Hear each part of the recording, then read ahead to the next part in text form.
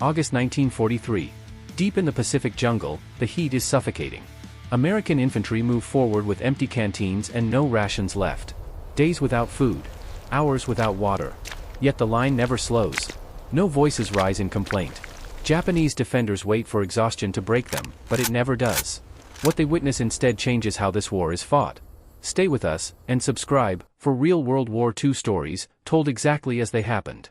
By the summer of 1943, the Pacific War had become a struggle defined less by grand fleets and more by human endurance. The early shock of Pearl Harbor had faded. The rapid Japanese expansion across Southeast Asia and the Pacific Islands had reached its limits.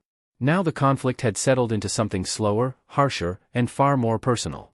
Island by island, ridge by ridge, the war was being decided by infantrymen operating at the edge of human capacity. For Japanese ground forces, the Pacific battlefield aligned closely with long-held assumptions. Imperial Army doctrine placed enormous emphasis on spiritual endurance, obedience, and sacrifice. Hunger, thirst, and exhaustion were considered unavoidable, even desirable tests of loyalty. Japanese planners believed that prolonged deprivation would shatter enemy morale faster than firepower alone. In their experience fighting in China, poorly supplied opponents often collapsed once logistics failed.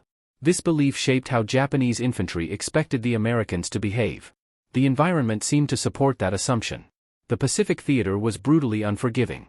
Dense jungles trapped heat and humidity. Coral islands reflected sunlight upward, baking troops from every direction. Clean water was scarce. Roads barely existed. Rain turned supply trails into mud, then vanished entirely, leaving men dehydrated and disoriented. Malaria, dysentery, and heatstroke incapacitated thousands before a single shot was fired.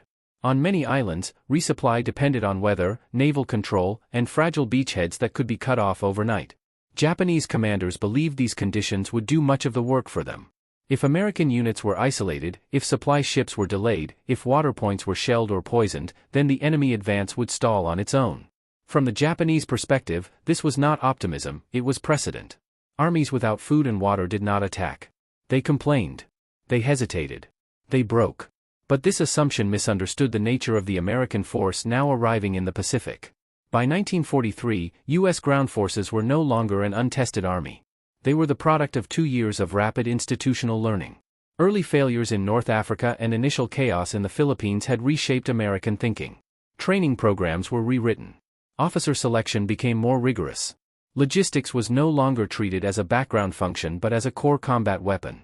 Most importantly, the U.S. Army and Marine Corps had accepted a harsh truth: Pacific warfare would often mean fighting while hungry, thirsty, and exhausted, and units had to be mentally prepared for that reality. American planners understood that supply disruptions were inevitable. Ships would be sunk. Airdrops would miss. Jungle terrain would delay everything. Instead of assuming perfect logistics, U.S. doctrine adapted around imperfection. Infantry units were trained to continue operating under rationing conditions. Water discipline was drilled relentlessly. Men learned to function on minimal intake without panic, without disorder, and without breaking formation. This was not romantic endurance, it was calculated necessity. The contrast between expectations began forming long before first contact. Japanese intelligence reports consistently underestimated American tolerance for discomfort. They observed U.S. soldiers as physically large, heavily equipped, and dependent on machinery. From that, they concluded fragility. They believed American troops required constant supply to maintain morale. In theory, hunger would provoke dissent. Thirst would slow movement. Complaints would ripple upward and paralyze command. Yet on the ground, something else was happening. As American units landed on contested islands, they did not behave like an army waiting to be fed before fighting. They advanced while logistics caught up behind them. When rations ran low, officers enforced silence, not negotiation. When water was rationed, men adjusted their pace, not their objectives. The absence of complaint was not accidental, it was cultural and structural. This difference went largely unnoticed at first. Japanese units initially interpreted American persistence as temporary stubbornness. Surely exhaustion would set in. Surely morale would crack. Surely hunger would do what bullets had not. But as engagement stretched from days into weeks, and American pressure did not ease, a quiet realization began forming among Japanese infantry commanders. The enemy they faced was not collapsing under deprivation. In many cases, the Americans appeared to accept it as normal. That realization set the stage for the shock to come. Because once hunger and thirst failed as weapons, Japanese defenders were left facing an enemy advancing for reasons deeper than supply alone, and that truth would soon be tested under fire, in conditions where endurance itself became a decisive factor, carrying the fight forward into the very structure of American training and doctrine that shaped every step they took next. The reason American infantry kept moving when food and water disappeared was not individual toughness. It was design. Long before U.S. troops set foot on the worst islands of the Pacific, the American military had already made a quiet decision about how this war would be fought. It would not depend on ideal conditions. It would depend on discipline when conditions failed. By 1942, training centers across the United States had shifted their focus. Marches were longer. Loads were heavier. Meals were deliberately delayed. Water intake was restricted under supervision. Not to punish, but to normalize deprivation. Recruits learned early that discomfort was not a crisis. It was an expected phase of operations. Complaining did not produce solutions. Adaptation did. This philosophy ran through both the U.S. Army and the Marine Corps. Officers were trained to maintain tempo even when men were exhausted. Platoon leaders were instructed to reduce discussion and increase clarity under stress. Orders were short. Movements were deliberate. Emotional energy was conserved. When rations ran out, the mission did not pause. It narrowed. American leadership doctrine emphasized something subtle but critical: predictability. Men were told exactly what to expect when supply failed. They were informed how long shortages might last, how water would be rationed, and what objectives still mattered. This transparency removed uncertainty, the most dangerous psychological factor in combat. Hunger without explanation breeds panic. Hunger with a timeline becomes tolerable. Water discipline, in particular, was treated as a battlefield skill. Soldiers were trained to sip, not drink. To wet the mouth, not empty the canteen. To move during cooler hours and pause during peak heat. Medics monitored signs of heat exhaustion, but the solution was not withdrawal, it was pacing. These techniques were not heroic. They were procedural. And procedures hold when emotions do not. Equally important was the American relationship between enlisted men and officers. U.S. units encouraged trust, not fear. Complaints were not suppressed through punishment, they simply had no tactical value. Soldiers understood that voicing discomfort would not change conditions. Their leaders were enduring the same shortages. Officers ate last. Commanders carried the same empty canteens. That shared experience eliminated resentment before it could form. This stood in sharp contrast to Japanese expectations. Imperial doctrine assumed that an army's morale would erode visibly under deprivation. That men would slow, argue, or disobey. American units did none of these things. When food vanished, discipline tightened. When water ran low, movement became more efficient. The absence of complaint was not silence, it was focus. American logistics culture also played a role. While supplies might be delayed at the front, troops trusted that resupply was already being worked somewhere behind them. The U.S. military had an unmatched ability to recover from disruption. Men believed, with reason, that shortages were temporary. That belief sustained effort even when the body protested. Another factor was rotation and relief planning. American commands rarely expected units to endure deprivation indefinitely. Frontline companies knew they would eventually be pulled back. Even if the date was unclear, the concept of relief existed.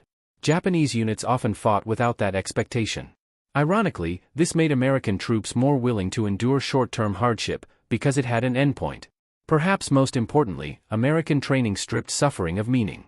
Hunger was not a test of honor. Thirst was not a moral trial. They were obstacles, no different than terrain or enemy fire. This practical framing prevented psychological collapse. When men are told suffering is purposeful, they measure themselves against it. When they are told it is incidental, they move past it. By mid-war, this doctrine had matured. Units arriving in the Pacific did not ask whether they would fight without food or water. They asked how long. That difference mattered. Because when Japanese infantry waited for American morale to collapse under deprivation, they were waiting for something that American training had already removed from the equation. And as engagements intensified, this misunderstanding would collide directly with battlefield reality, under conditions where endurance was no longer theoretical, but operational, shaping how both sides would fight in the days ahead. The theory of endurance became reality the moment American infantry moved beyond the shoreline. Once the beachhead narrowed and the jungle closed in, supply was no longer a guarantee, it was a variable. Roads vanished within yards. Vehicles stalled or were abandoned.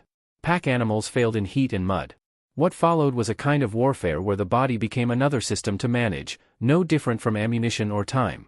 On many Pacific islands, forward units advanced faster than logistics could follow. Assault companies pushed inland to seize ridgelines, river crossings, and artillery positions before the enemy could reinforce them. That speed came at a cost. Rations ran out. Water points were missed. Airdrops landed in enemy-held jungle or broke open on impact. In some sectors, men went days without a full meal and hours without reliable access to drinking water. The environment multiplied every shortage. Heat drained strength relentlessly. Humidity prevented sweat from cooling the body. Jungles blocked wind and sunlight alike, creating a stagnant pressure that crushed endurance. Men moved through tangled roots and razor-edged foliage, each step burning calories that could not be replaced. Every canteen became precious. Every pause mattered. Yet American units did not halt. Instead, operations narrowed. Attacks became shorter and more focused. Movements were scheduled for dawn and dusk. Defensive positions were tightened to reduce energy expenditure. Fire teams rotated labor to conserve strength. Officers adjusted objectives, not intent. The mission continued, just stripped to essentials. Crucially, discipline replaced desperation. There were no open disputes over rations. No collapse of order. Water was shared by measure, not by emotion. Medics recorded dehydration symptoms and adapted pacing accordingly. Men learned to recognize the limits of their bodies without surrendering to them. This was not stoicism for display, it was operational control under stress. From Japanese observation points, the scene was baffling. Defensive plans often relied on time as an ally. If Americans were isolated, they would weaken. If supply lines were strained, attacks would slow. If water ran out, units would pull back. But the expected signs never appeared. American formations continued probing defenses. Patrols kept returning. Pressure did not ease. In several engagements, Japanese infantry reported American attacks occurring at moments when logic suggested exhaustion should have halted them. Night movements continued despite hunger. Daylight assaults followed sleepless nights. Even when American fire slackened due to ammunition conservation, maneuver did not stop. The battlefield rhythm remained intact. This persistence altered the tactical equation. Japanese units that waited for collapse instead found themselves engaged by forces that refused to disengage. Defensive lines meant to be held until starvation weakened the attacker were forced into direct combat sooner than planned. In some cases, Japanese counterattacks launched under the assumption of American fatigue met units that were still cohesive, still responsive, still advancing. What Japanese doctrine failed to account for was the American willingness to accept temporary physical depletion in exchange for momentum. U.S. units understood that stopping often cost more than continuing. Halting gave the enemy time. It allowed defensive preparation. It surrendered initiative. So they moved, slowly, deliberately, but relentlessly. This was not unlimited endurance. Men collapsed. Some were evacuated with heatstroke or dehydration. Others fell behind, redistributed among units, or were carried when possible. But the formation endured even when individuals faltered. The unit remained the priority. Over time, Japanese commanders recognized the danger. Starvation and thirst were no longer reliable tools against this enemy. Deprivation did not paralyze American infantry, it compressed them into something more dangerous, focused, adaptive, and still advancing. That realization would spread unevenly, learned not in classrooms but under fire. And for Japanese infantry facing American units that refused to break under conditions meant to break them, the psychological balance of the battlefield began to shift, setting the stage for a deeper shock that would soon emerge from the enemy's own perspective. For Japanese infantry units defending the Pacific Islands, the absence of American collapse was not immediately understood. At first, it was dismissed as stubbornness, an enemy pushing beyond reason, destined to fail once the body asserted its limits. Imperial doctrine taught that all armies, regardless of equipment, eventually yielded to hunger and thirst. It was only a matter of time. That time never arrived. Japanese frontline reports began to note an unsettling pattern. American units continued attacking on schedules that made no logistical sense. Patrols returned even when food shortages were known. Fire discipline tightened rather than frayed. Units that should have been immobilized by deprivation instead remained operational. These observations contradicted years of institutional belief. Japanese planners had long assumed that American soldiers, drawn from a civilian industrial society, lacked the spiritual resilience required for prolonged suffering. They expected physical discomfort to translate into moral weakness. When this assumption failed, it struck at the foundation of Japanese battlefield logic. The shock was not emotional, it was analytical. Imperial infantry tactics relied heavily on attrition through environment. Defensive positions were often constructed to deny water access, force long approaches under heat, and delay resupply. The intent was to let terrain and climate exhaust the attacker before decisive engagement. But American units did not behave as expected under this pressure. They did not abandon objectives when deprived. They did not hesitate to engage after days of scarcity. Captured documents and post-engagement reports revealed growing confusion. Japanese officers noted that American troops seemed to endure without visible distress. This was not admiration, it was alarm. If deprivation failed, then the defensive timetable collapsed. Plans based on waiting had to be abandoned. Direct confrontation became unavoidable. On the battlefield, this realization often came too late. Japanese units that held back counterattacks, expecting the Americans to weaken further, suddenly faced assaults at full coordination. Defensive reserves meant to exploit American exhaustion were committed against formations that were still coherent. The opportunity vanished. There was also a cultural misunderstanding at play. Japanese soldiers were conditioned to view suffering as a visible demonstration of resolve. Endurance was meant to be expressed. American endurance was quiet. It did not announce itself. There were no rituals of hardship, no outward display of sacrifice. The absence of complaint was mistaken for absence of strain, until the strain failed to produce collapse. This silence unsettled Japanese infantrymen. They could not gauge American morale through familiar signs. Hunger did not cause disorder. Thirst did not trigger withdrawal. Even wounded units maintained structure. The enemy's emotional state became unreadable. As engagements multiplied, Japanese command confidence eroded. Intelligence estimates based on American supply dependency lost credibility. Defensive strategies built around attritional waiting proved ineffective. Japanese units were forced into closer, more dangerous engagements sooner than planned, often at tactical disadvantage. For individual Japanese soldiers, the effect was deeply unsettling. They had been trained to believe that physical deprivation would strip an enemy of will. Watching American troops continue advancing under those conditions created doubt, not just in tactics, but in assumptions about the enemy itself. By late 1943, the realization was unavoidable. Hunger and thirst were not breaking the Americans. They were being absorbed, managed, and endured without complaint. What had been considered a weakness was not one at all. And as this understanding spread through Japanese infantry ranks, it set the stage for a critical turning point, where reliance on environmental attrition would give way to desperate, direct resistance against an enemy whose endurance could no longer be measured by conventional standards. The turning point did not arrive as a single dramatic moment. It emerged gradually, across multiple engagements, when Japanese infantry tactics based on waiting simply stopped working. The battlefield began to expose a truth both sides could no longer ignore: American endurance was not buying time, it was taking it away. By mid-war, U.S. units had learned to press attacks precisely when conditions were worst. Heat, hunger, and dehydration were no longer seen as reasons to delay. They were accepted variables. Commanders understood that the enemy expected pause. So they advanced when logic predicted they would not. In several Pacific campaigns, American infantry launched coordinated assaults after extended periods of supply disruption. These were not reckless charges. Objectives were limited and specific. Ridge lines, machine gun nests, artillery observation points. Each was taken to compress Japanese defensive depth. Endurance allowed Americans to maintain tempo long enough to deny the enemy recovery. Japanese commanders, expecting collapse, found themselves reacting instead of shaping the fight. Defensive fires were often delayed, timed for an exhaustion that never materialized. Counterattacks were launched too late, aimed at units that had already consolidated gains. In some cases, Japanese forces advanced into American positions expecting disorganized resistance, only to meet disciplined fire and coordinated maneuver. This miscalculation proved costly. American units, though physically depleted, retained command cohesion. Radios stayed active. Platoons maintained spacing. Fire teams covered movement. Even when individual soldiers reached the limits of endurance, the formation continued functioning. This collective resilience nullified Japanese expectations of disorder. The turning point became undeniable when American forces began exploiting this psychological edge. Patrols increased under harsh conditions. Night movements intensified. Japanese units, expecting weakened resistance, were caught unprepared. The Americans were not stronger in body, but they were intact in structure. Japanese infantry doctrine, built around decisive moral collapse, struggled to adapt.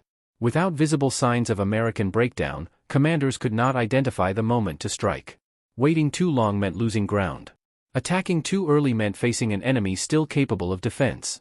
The margin vanished. In several engagements, this confusion translated directly into defeat.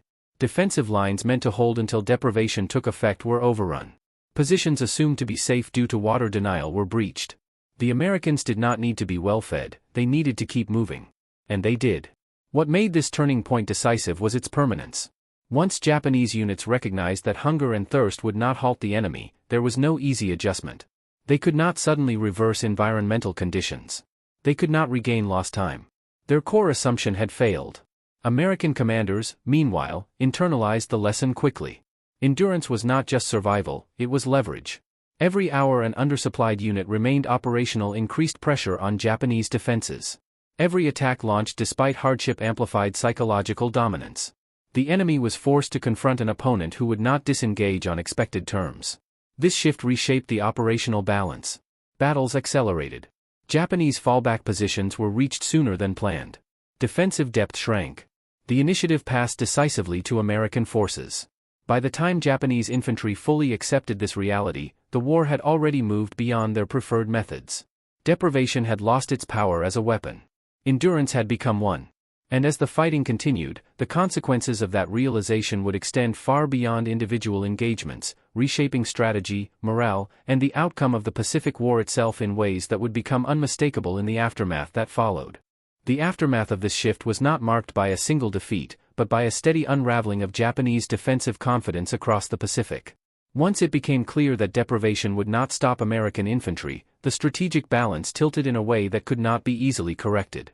Japanese units were forced to fight on terms they had not prepared for. Casualty patterns began to reflect this change. Japanese forces that held positions too long, waiting for American collapse, suffered higher losses when assaults came earlier than expected. Defensive lines were compressed. Retreat routes were cut. American units, even when exhausted, retained enough cohesion to exploit openings quickly. Momentum replaced hesitation. Japanese command assessments gradually acknowledged the failure of environmental attrition. Reports emphasized that American troops continued operations despite hunger and thirst, a recognition that fundamentally challenged pre-war assumptions. Defensive planning shifted toward deeper fortifications and more aggressive counterattacks, but these adaptations came late and often without sufficient resources. For the Americans, the lesson reinforced existing doctrine. Endurance was not romanticized, but it was institutionalized. Training programs incorporated Pacific experience more formally. Commanders refined ration planning, water discipline, and rotation schedules. The goal was not to eliminate deprivation, it was to ensure units could function through it without losing effectiveness. Strategically, this endurance advantage accelerated the pace of American operations. Campaigns shortened. Objectives expanded. Japanese planners lost the ability to rely on time as an ally. Every delay now favored the Americans, whose industrial capacity ensured eventual resupply and reinforcement. Morale effects followed naturally. American troops gained confidence not from comfort, but from reliability. They knew they could operate under worst-case conditions and still prevail. Japanese infantry, by contrast, faced an enemy whose breaking point could no longer be predicted. This uncertainty eroded defensive assurance long before positions were physically overrun. By late war, Japanese doctrine increasingly emphasized desperate resistance rather than calculated attrition. The shift was reactive, not strategic. Without the ability to exhaust the enemy indirectly, Japanese forces were forced into costly direct engagements against a numerically and materially superior opponent. The broader consequence was clear. American endurance transformed deprivation from a vulnerability into a weapon. It removed one of the environment's greatest advantages from Japanese planning. The battlefield no longer belonged to those who could endure suffering longer, but to those who could function through it. This transformation did not end the war on its own. But it reshaped how it was fought. And in doing so, it revealed a deeper truth about modern warfare, one that extended beyond the Pacific Islands and into the philosophy of how armies prepare, persist, and prevail under pressure, a truth that would only fully settle into history in the quiet reflection that followed. In the end, what shocked Japanese infantry was not American strength, numbers, or equipment. It was predictability that failed. The war they expected to fight, the war where hunger and thirst dismantled an enemy from within, never fully materialized. Instead, they encountered an opponent shaped for endurance without spectacle, hardship without announcement. American infantry did not defeat deprivation. They absorbed it. They treated hunger and thirst as conditions to be managed, not trials to be endured for meaning. That distinction mattered. It removed suffering from the realm of morale and placed it firmly inside logistics, training, and command structure. Where one side waited for collapse, the other adjusted and continued. This approach reflected a broader transformation in warfare. Modern armies were no longer defined solely by how much hardship their soldiers could endure, but by how systematically that hardship was anticipated and controlled. Endurance became organizational, not individual. Victory belonged to forces that could function when systems failed, not because of heroism alone, but because of preparation. For Japanese infantry, this realization arrived too late to reverse the course of the Pacific War. Their doctrine, rooted in moral breaking points, struggled against an enemy whose breaking point was deliberately engineered to be distant, flexible, and collective. The battlefield environment, once expected to serve as a silent ally, lost its power to decide outcomes on its own. For the United States, the lesson endured beyond World War II. Training, logistics, and leadership would continue to assume imperfect conditions. Future conflicts would build on the idea that soldiers must be ready to fight without guarantees of supply, comfort, or clarity, while maintaining discipline and cohesion. The Pacific War was fought with ships, aircraft, and artillery. But it was decided, in many places, by infantrymen moving forward with empty canteens and silent resolve. Not because they were fearless. Not because they were untouched by hardship. But because they had been trained to understand that discomfort was temporary, while momentum was decisive. And in that quiet understanding, unspoken, uncelebrated, but relentlessly applied, the balance of the Pacific battlefield shifted, leaving a legacy that still shapes how armies prepare for war when everything else runs out.